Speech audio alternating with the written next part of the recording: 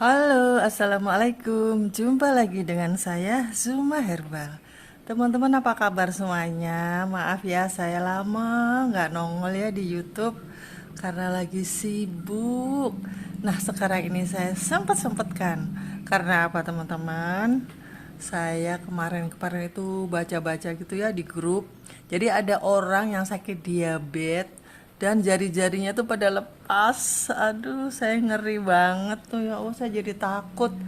Nah, terus terang aja nih, akhir-akhir ini saya udah jarang periksa gula karena saya merasa badan saya biasa aja tuh, nggak ada rasa apa-apa, nggak pernah cekit-cekit. Pokoknya saya udah nggak pernah cekit-cekit, gatel-gatel juga jarang. Nah, akhirnya saya udah nggak periksa-periksa lagi dan ya gitu deh, mulai lagi ngarbu-ngarbu lagi. Nah, terus saya baca di situ akibatnya orang yang mencuekin penyakit diabetesnya. Nah, orang itu, Bu Ibu, gulanya itu makin tinggi, kemudian kakinya tuh borokan dan sudah parah gitu, ketika dibersihkan tuh pada lepas. Ya Allah, yang cerita itu anaknya. Makanya teman-teman saya jadi takut. Ya udahlah, aku kembali lagi mau low karbo lagi. Oke, teman-teman, ayo sekarang mulai hari ini kita coba mulai diet low karbo lagi ya. Oke, ini adalah sarapan saya. Tapi semalam saya juga gitu ya. Makannya juga kayak gini. Kalau bagi Anda yang puasa ya mohon maaf. Eh, kan puasa ini 2 hari ya. Ada yang puasa 1 hari kemarin toh, ada yang 2 hari ya. Saya ucapkan apa ya? Semoga sukses puasanya, kuat sampai malam ya. Dan ini adalah contoh sahur yang sangat menguatkan teman-teman. Yaitu pakai telur rebus. Itu telur saya rebus, kemudian ada buncis. Buncis itu sangat bagus loh untuk orang diabetes karena dia kaliumnya tinggi, dan orang diabetes itu untuk memperbaiki pankreas itu butuh vitamin kalium yang tinggi. Jadi butuh vitamin-vitamin antioksidan sehingga pankreas kita itu akan membaik. Dan ini tomat. Yang di sini ini aman semuanya ya, teman-teman. Itu kecap. Nah, teman-teman, kecap ini saya pakai ini ya. Nih, kecap asin. Nah, caranya supaya jadi manis bagaimana? Saya bikin deh kecap manis. Saya tambahin gula stevia dikit aja ya. Caranya netes itu kita taruh aja di jari gini supaya nggak kebablasan. Saya taruh di jari sedikit di ujung sini. Terus saya aduk-aduk sama kecap. Saya tambahin jeruk ya. Saya tambahin jeruk nipis yang saya peres. Jangan tambahin garam lagi ya. Udah, kalau perlu tambahin air. Nah, udah deh jadi kecap enak gitu ya. Nah, teman-teman, ini sangat menguatkan. Terus tidak bikin kita pipis-pipis terus gitu ya. Jadi ayo pagi ini mulai kita atur lagi yang nggak puasa ya. Kalau yang puasa ya ini untuk sahur gitu ya. Tadi malam maksudnya. Nah, kemudian teman-teman, untuk nanti siang atau buka maghrib itu saya rencananya masak nasi sirabetik sedikit aja buat diri saya sendiri, tuh paling setengah cangkir saya masak, mungkin agak lemes kali ya biar jadi banyak. Terus nanti kuahnya bisa rawon daging atau opor ayam atau rendang. Dan kembali selalu saya pakai buncis sekarang ya. Nggak saya masak karena ya di samping satu repot, nomor duanya juga nutrisinya itu akan hilang separuh ya. Nah gitu aja ya teman-teman ya. Kemudian ada yang bertanya ya, sebentar ini. Ada yang bertanya, Bu, boleh nggak makan alpukat?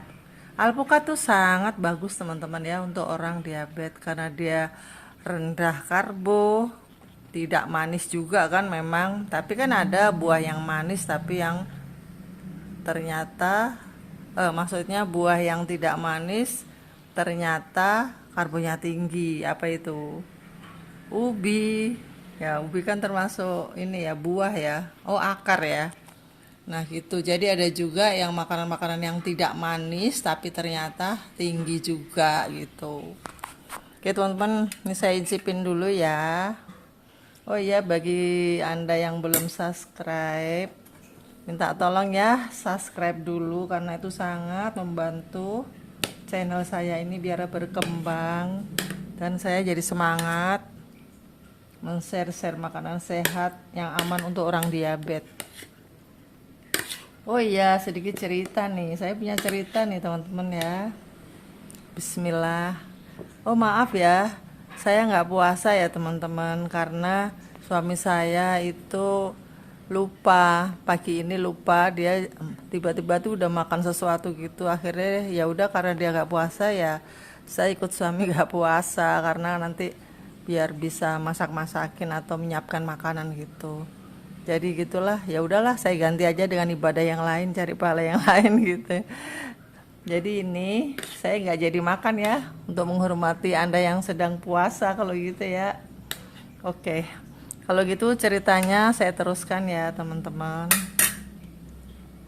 Jadi saya punya cerita, ada orang itu gemuk, masih muda lagi gemuk. Saya tanya, dia sakit ini neuropati, jadi kakinya itu ke apa itu kayak cekit gitu terus sampai ke bokong, sampai ke pantat. Terus dia udah ke dokter kemana-mana itu berobat, belum sembuh juga. Kemarin pesan herbal dari saya, baru makan 1 bulan, katanya dia masih belum sembuh juga ya. Kalau neuropati itu memang susah sembuhnya ya teman-teman, kalau tidak dicari penyebabnya gitu loh. Saya tanya, ada diabetes mbak? Tidak. Ada kolesterol tinggi? Belum tahu. Terus saya tanya, Anda gemuk ya? Iya bu. Nah itu dia, saya gitu. Gimana kalau saya masukin grup saya gitu. Udah masuk aja grup saya, nanti ngikutin dietnya yang low karbo, sarapannya ini, makan siangnya ini, makan malamnya ini. Nanti kan dibimbing di grup saya di WA ini. Oh dia nggak mau juga. Ya udah, akhirnya karena dia nggak mau, padahal itu saya kasih gratis loh, karena saya kasihan ya, masih muda, sakitnya udah seperti itu. Jadi saya itu menolong aja, nggak nyari duit. Dia nggak mau, katanya belum izin suaminya. Ya udah silahkan, udah saya masukin malah keluar lagi. Ya sudah, ternyata baik. Saya tuh kalau ada orang sakit nggak sembuh-sembuh, saya tuh kasihan gitu ya. Jadi saya nggak nyodorin, nih minum ini mbak, obat ini, enggak. Kalau memang minum obat itu 1 bulan di saya itu dia merasa seperti itu, bilang katanya belum sembuh, belum ada perubahan. Ya akhirnya saya kasih itu, nanti kalau di grup saya bimbing makannya aja bareng-bareng sama teman-teman gitu ya. Oh dia juga nggak mau, ya sudah.